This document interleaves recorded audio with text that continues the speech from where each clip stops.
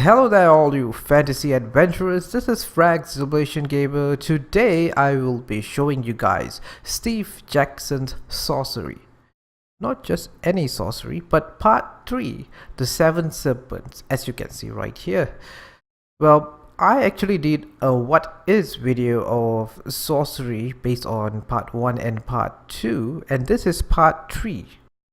It's by Inkle. Inkle are the people who made 80 Days, which is a brilliant narrative-driven game. I don't know whether you can call it a game, but it's still loads of fun. I enjoyed 80 Days a lot. I enjoyed part 1 and part 2 of Sorcery, which came as a single package. But I preferred part 1 more than part 2. And part 3, well, they sort of made things a lot bigger. Things get a lot more interesting. Okay, so before that, let me just give you guys a really quick rundown of what's happening, since this is a story-based experience. This is a story experience, a narrative experience. You gotta know what's the whole gist of the story, right? So here's the thing, you're an adventurer and you're out to seek the Crown of Kings. The Crown of Kings is a sort of crown that your king needs to sort of have the confidence to rule his domain, really, and to bring peace in the region. Let's start part 3, the 7 serpents. By the way, Sorcery has amazing soundtrack. You guys better check this out, because this is, to me, the de facto sort of, like, if you ask me, right, what sort of fantasy soundtrack that I want, this is it. Check this out. I'll have details of who actually made this soundtrack, so that you can actually have a listen to all the previous soundtrack, which is freaking phenomenal. All right, even his work with 80 Days is phenomenal. So without further ado, let me just start part 3, the 7 serpents. I'm gonna select the guy. The Crown of Kings has been stolen by the Archmage and taken to his citadel in Mampang. You have been sent to get it back. Should you fail, the whole of the old world will surely fall. A journey began. This gives you a bit of background. Your 8-day journey has so far taken you through the Shamantantiu Hills and the treacherous city port of Kari. You have faced monsters, traps, curses, and certain death. But now you stand on the edge of a desolate wilderness. Kakabat, the country of the Archmage himself. There is no time to lose.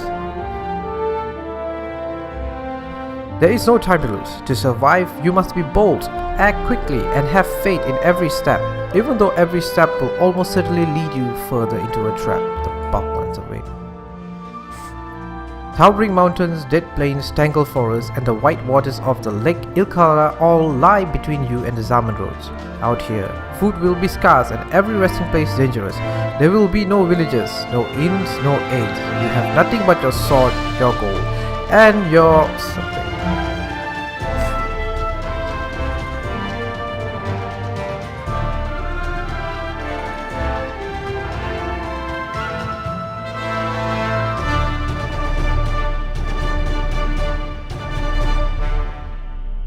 Okay, so if this is your first time looking at the sorcery games, this is the sorcery game. So I can just use my mouse scroll to sort of show you guys, oh, this is the map. This is the map of part 3, and it's freaking ginormous. Like, look at the size of this thing. Okay, you guys who are new, you guys may not know what the hell is going on, but basically what you're doing is that this is a journey game, right? So your character here, you can click him and drag him around this map to say, hey, let's go from one point to another point. Of course, you can't just click him and drag him all the way there. There are certain nodes and points that you can actually move. Like, for instance, now I gotta click on this guy, so the story begins. The stones of the old road disappear. There's a lot of reading, by the way. This is completely a text-driven game with a bit of this graphic map here, so you're going to have to read a lot. The stones of the old road disappear under a layer of dust and sand. At your back looms the great wall of Kari. Ahead, there is nothing but an empty waste and the night. I will look back. But you have no time for backward glances. Your path lies ahead. You do not need to see the way back, for it is unlikely you will ever return. Look up the stars. As you walk, you lift your eyes to the stars, wondering what fresh secrets they may hold. For the patterns written between the stars are the source of all magic. Only too late do you realize you should have been on your guard. Passing a low hillock, you are suddenly beset by a screaming creature wielding a vicious-looking sword. It's a marsh goblin. There is no chance but to fight. Remember those game books?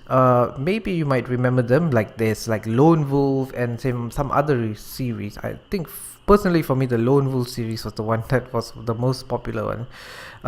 It's sort of similar to that actually. It feels a lot like a game book. So let's fight this creature. So a bit of this combat here. So you quickly draw your sword, slide your character right for a stronger attack. Strong attacks are more likely to land, but you will take more damage if overpowered, and you will have less energy on the next turn. Okay, so what I can do, you see here, I can move. So on the left here, attack power, and this is the goblin's stamina basically. This stamina up here, my stamina up here, the goblin just has 8 and I have 20 stamina. Attack power can range from 0 all the way to 9, which is the highest, depending on the stance of this goblin, which you will get hints from the text actually. The right thing, let's just do this. Let's say I take us. So this attack power, I can increase the attack power to, like, let's say I'm going to use 3, which is a side swipe, right? Attack. So he's done 1.9 and I've done 3, which means that he's taken 1 damage just now. It's not 1, it's 2 damage. So the marsh goblin grits together rancid yellow teeth. It seems determined to take your throat. You spin around, blade cleaving the air, as the goblin tries to thrust its sword into your belly. You take advantage of its open left side to wound it. You have overpowered it, causing damage. The goblin tracks you nervously. The goblin is about to defend. A strong attack now would be wasteful. So, as you can see, if the character defends, and you get these hints from the text, you make the perfect move. So a quick jab or something like that. How do I take it? A jab would work well. Let's do a jab. So 0 and 0.8, and he takes -1 damage to his stamina. The marsh goblin tries to move away, but you give chase, sneaking the goblin a quick blow across the side. Its blade deflects the worst of the blow. When in an enemy defense, any strike will injure them. Lesser strikes are more efficient. Actually, this is like a tutorial text thing going on. The creature eyes your stance intently. Let's go big. Okay, let's cut. 5.3 attack power. 0. So -1. You sustain your pressure on the creature, charging forward across the cracked and ancient flagstones. The marsh goblin moves and races back across the earth. The monster growls and stamps its feet. It looks like it's preparing for a heavy swing, so if you can overpower it, you will hurt the goblin badly. So I can just go 4.9 here. So it doesn't matter what your attack power is, but the more attack power you use, you will get less and less of that attack power in the next turn. So you got to conserve a bit of your attack power actually. So let's cut. Yep, I've overpowered him. -3. So I've overpowered him, and right now I don't have much. So marsh goblin hisses through bad teeth and pauses to adjust his tattered armor. Unable to disguise the green blood that dribbles out from underneath, the goblin flails its heavy sword in the air. Let's try a quick side swipe here. Oh yeah, I taken damage because the goblin did more power there, so I can't escape. I took 2. I'm going to defend. He's going to take 1 damage from me. I don't need to read this stuff anymore. So I got a bit more attack power. I'll cut him. And that would do it. That would do it. Then you are seizing the advantage, charging forward and driving the point of your blade into its flank. The marsh goblin gurgles blood as it falls to the dirt. Alright. Competent combat. You step back, wiping your sword in the dust. Search the creature's body. You quickly pat down the pockets of the foul creature, but find nothing. Pry loose its teeth. Goblin teeth are valuable for casting spells. You push back the dead goblin upper lip with the point of your blade. Most of his teeth are rotten though, but a few are whole enough to be worth taking. You set to work, cutting them free. 3 teeth, which you slip into your pack. Let's move on. I'm not going to take its sword for whatever reason. I just don't feel like taking it. Then you move on, leaving the rest of his body for the ants and flies. And flies, yep, of course.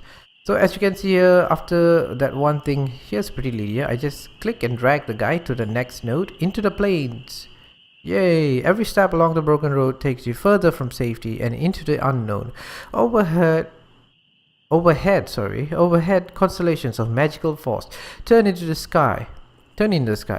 Sa, Urus and Sifax are in alignment here. Now, the SUS spell could be cast. S means sustain, I believe.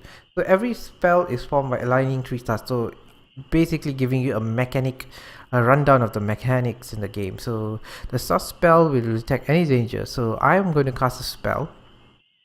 And it basically casting is all about combinations of letters, which you actually collect these spells and it's in your spell book.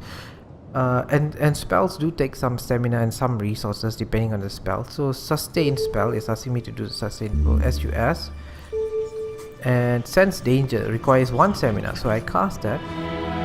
So it tells me you cast a spell, weaving the starlight into shape until a voice enters your mind and begins to speak. Its warning is clear and loud. You are being stalked, you are being hunted. Look around. So you whirl around but see nothing. Then you look up. The stars are disappearing behind a rippling veil of shadow. There is the rush of wings. A moment later, a ferocious nighthawk has plunged from the sky, talons outstretched for your neck. Well, this is how it looks like. So I'm going to roll aside. You hurl yourself to one side just in time, and the sharp claws sweep past your neck to rake the dirt. The bird wheels up into the sky to rejoin its group. You count 4 birds circling, ready to attack. Perhaps there's a spell that will help you now. Perhaps there's a spell. So let's cast a spell, you know. Let's see what spell I can cast. Actually, okay.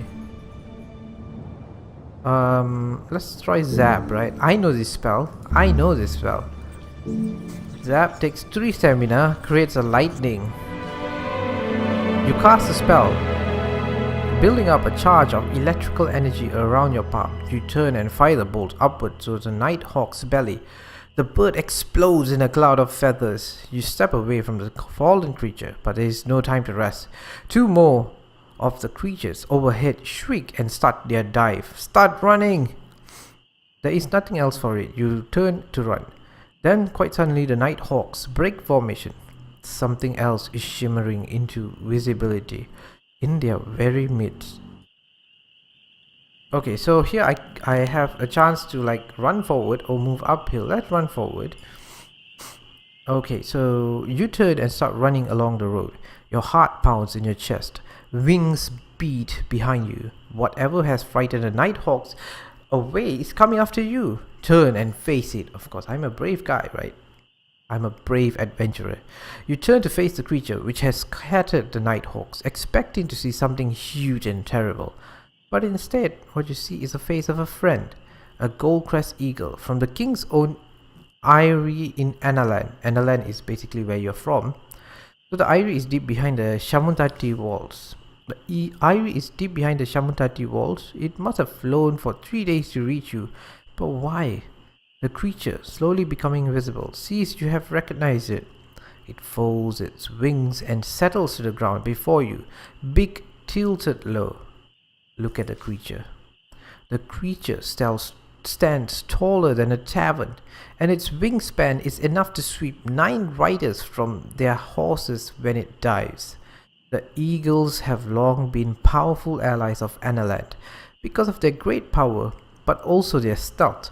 By tilting their feathers sideways, the creature can deflect light around its body, becoming almost invisible against the open sky. What are you doing here? I'm talking to the eagle here. Perhaps the eagle might talk, right? Do you want every one of the Archmage's spies to know my presence? The eagle shakes its head wildly. It can understand you. Yeah, I didn't know that. Eagles can understand us. Alright, that's news, right? Of course, but it cannot speak. It dropped something at your feet. Should I look at it or just take it? Let's just take it. You reach down and pick up the strange tube tube bird has dropped. The strange tube, the bird has dropped. A bit of writing can be improved there. Inside is a rolled parchment seal with the royal seal of King of Analand. So here, it's a bit tiny here, but let me read what is written here. We trust these tidings reach you in the fair health, but must warn you of impending peril. Your mission is discovered. The Mampang's eyes, the Mampang I think are the faction that's stolen the Crown of Kings, have spied our plan, and word is on its way to the Dark Fortress. Too late, we discovered our unwelcome eavesdroppers, and news of your quest is being carried towards High Zaman by 7 serpents, the Archmage's most trusted servants. By now, they will have reached the Balklands, and here they will divide to complete their journey separately. If you are still able, seek them out, for they must stop to rest and eat. Destroy the creatures before they reach their goal, else the Archmage will prepare a deadly welcome for you. Okay, let me just drink a bit. Oh, I don't have any drink. Oh, my drink is empty. Let me get a drink. Alright, where was I? If you're still able, seek them out, for they must stop to rest and eat. Destroy the creatures before they reach their goal, else the Archmage will prepare a deadly welcome for you. Find Shadrach the Hermit for advice, for naught moves through the Balklands without his knowledge. Our hearts are with you. Alright, what else? Thank the eagle. You look up, but the gold-crest eagle has already rendered itself invisible once more. You feel a rush of air as its great wings lifted off from the ground. Then you are alone. Let's destroy the message, because I don't want people to know that. So you tear the note into shreds and toss them into the wind. You will not quickly forget what it said, but it would seem the Balklands are not as deserted as you had supposed. You must find these 7 serpents and destroy them, or your journey will be for naught or for nothing. You have found 2 clues, alright. So now I'm moving along the road. So far pretty linear. There are times where a bit of branching there. The stars turn into the sky overhead, taking the pole as your guide. You make your way northwards, not along the blasted road. Before you, the Balkland stretches away to a dim horizon. How can you hope to locate 7 serpents in such wilderness? My spirit will aid me. You sense your spirit guide running beside you. Right now it takes the form of the vixen, but this will change as you change. In the temple they taught you that a prayer to your spirit could heal you and even save you from death. But the spirits are not generous and decline to help often. So this little spirit here, Vixen, I can click on it and pray for a bit of help from my spirit guide. The Vixen is a creature of high cunning and low morale. She will lie, cheat, swindle, and sidle her way out of trouble and into riches, always taking care to cover her trail. So I can pray for healing here, and I got a bit of healing. Yep. Your spirit has hurt you. You will receive no further help for some time. You are on your own. Okay, that's great. I can join the old roads, or I can follow the cliff. So I am going to join the old roads. You might notice there's a bit of stuff going on here. There's a reason for that, which I don't know if you get to see what the reason is. So I will join the old road.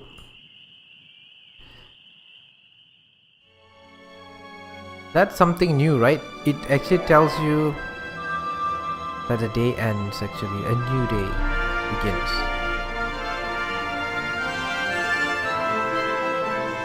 I love this music, seriously. You reached the pit of the Balklands and found 2 new clues. Yeah, it's basically a summary of what you did in day 1. You leave the shadow of the cliff for the road that cuts across the plain. In the distance, the sun breaks over the horizon. You have been awake all night and are weaker for it. From here, the path is uncertain. Badubak is a wasteland, and there is no pass through the great reach that forms its eastern borders. Alright, so you can hear, as you can see here, the game really opens up to like giving you lots of options actually, and Holy crap, there's 5 options. So I can go to I can strike out over here, I can go to the north, I can go to the blasted tree, I can go along the road. So let's go to the blasted tree, because this kind of things are always interesting in sorcery. You leave the road and walk across the desolate plain. The air stirs a little, still cold, but at least fresh. After a while walking, you see something to break the monotony. Too tall and thin for a skewer of rock. Or a building. You cannot place it until you get close.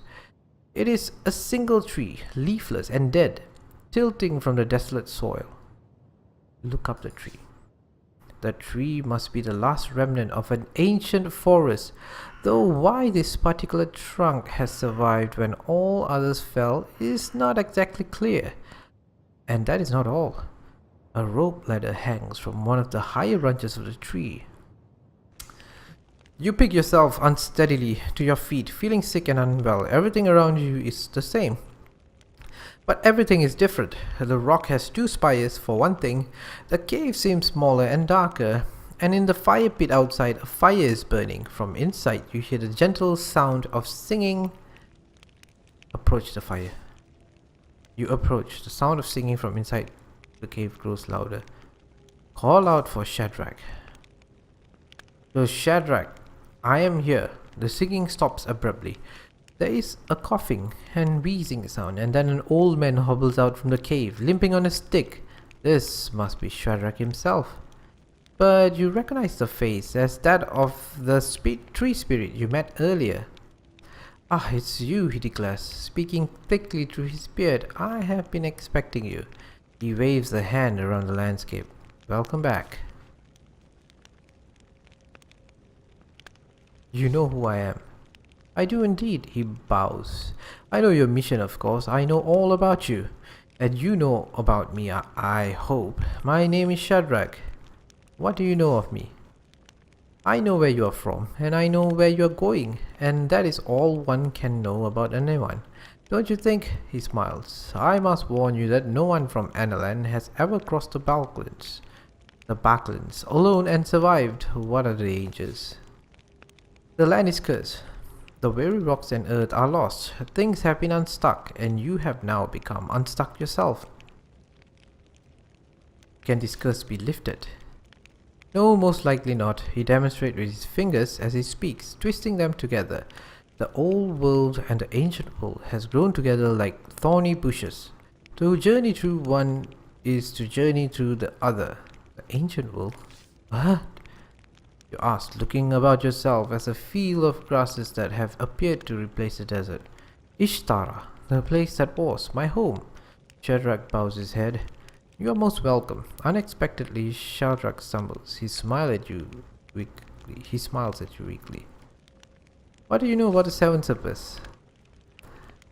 The serpents are most terrible. I have often seen them, but they are no merely snakes. They are no mere snakes. Do you know of their legend? Just tell me how to kill them. Ah, well then. Each serpent has a spirit to sustain it. That grants a great power, but also a powerful weakness. Discover this weakness, and you may be able to defeat them. The serpents, the Shadrach. Shadrach is shivering slightly now. His face is pale behind a ruddy beard. Are you unwell? This whole land is unwell. I will not be able to stay for very long, he gasped. Suddenly, please ask me what you need to know and then leave. Do you have any food? I am too holy to eat, but if you can reach Karyama, north of the river, you may be able to eat here. Eat there. It will still exist in your time. Most likely it does not. Shadrach coughs and shivers. Friend, he murmurs. I wish I did not have to go, but I must, and I am too close to the circle. He gets his stick and pushes himself to the feet. But I have much to ask. We will meet again. We have already met, I think. He waves his hand at his cave. I have left one more thing for you. In there, travel well.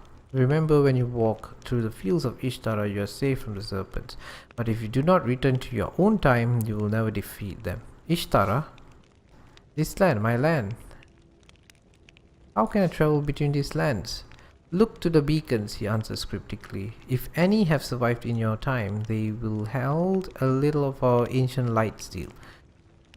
There is one to the north of here, at least, by the river. Go there. Reaching over, he places his hands on either side of your head, and you feel a great light entering your body.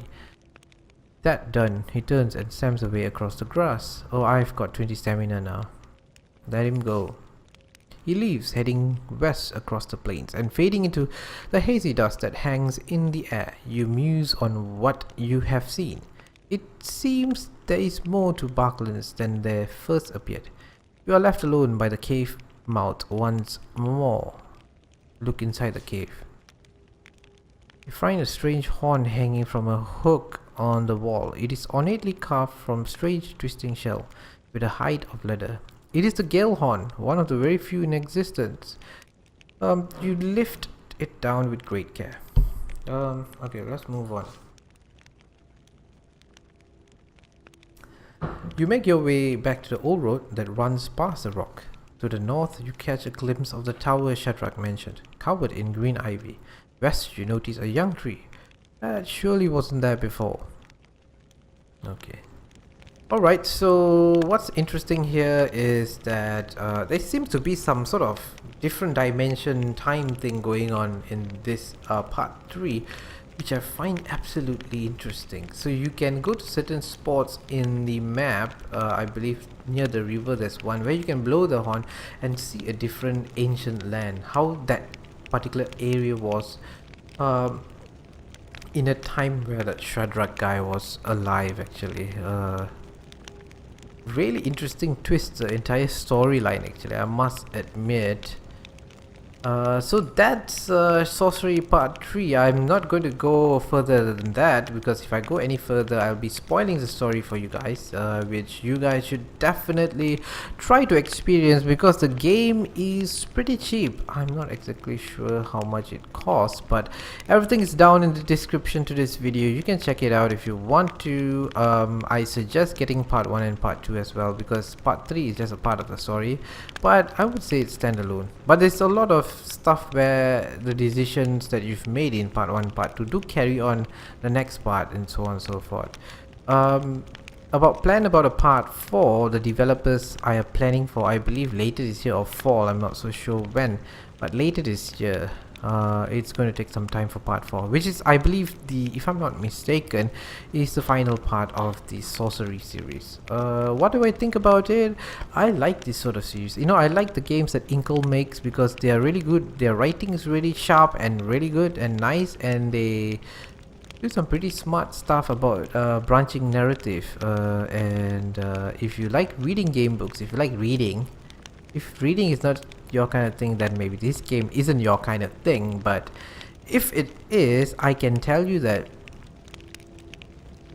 compared to all those amazing graphics in RPG games like Dragon Age, Inquisition and Skyrim and so on and so forth, like, your mind is the best. The imagination from your mind is the best graphics engine ever. You can't beat that. And actually Sorcery is still quite a pretty game. I mean, it looks kinda like a little storybook here. I absolutely love this game, and part 3 seems to be the best part of the all three. Part 3 is the best so far actually, because of the twist and mechanic, and you know, the journey is much longer and it's a much bigger map. I think it's split in different regions as well. That's quite interesting. It's a pretty long journey. That's cool, but the thing is that I've got to beat those 7 serpents or something. The serpents basically chasing after me. I don't know how to do that. But anyway, that's just a little bit of my journey, which you can see here. Oh, by the way, let me just show you, before I actually jump the gun here, you can actually rewind.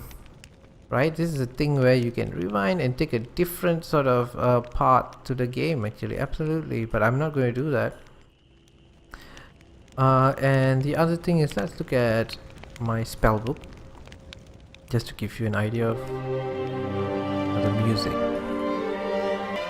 I can't reduce the music volume actually. A little bit of the spell book. Okay, so I'm going to look at items. Clues. So you collect clues along the way, and this basically, if you forget things, you can go back to the clue section here and have a look at the clue. 7 serpents. Yep, the 7 serpents. I've met him. Okay, so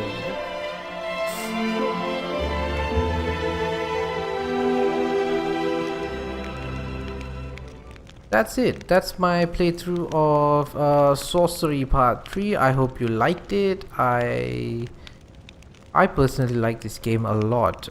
It's definitely not for everyone, as I said in my What Is video.